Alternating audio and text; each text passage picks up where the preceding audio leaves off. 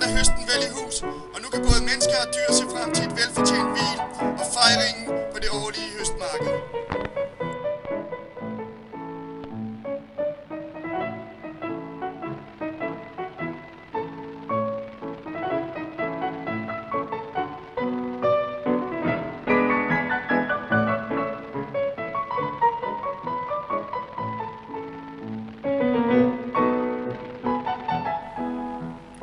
Børsten binder en arbejder flittig for at opbygge et anseeligt varelager.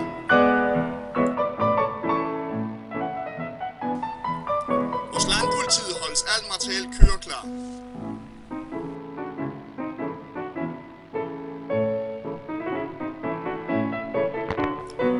Her er vi hos syerske Oda Pedersen, der får mange bestillinger før enhver festdag.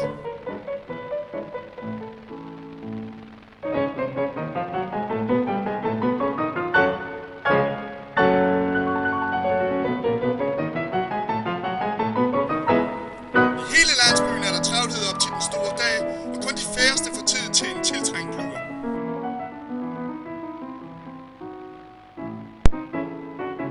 Så opretter dagen, hvor den mægtige karusel rejser sig på markedspladsen, og nu glæder både børn og voksne sig til den dejlige festdag.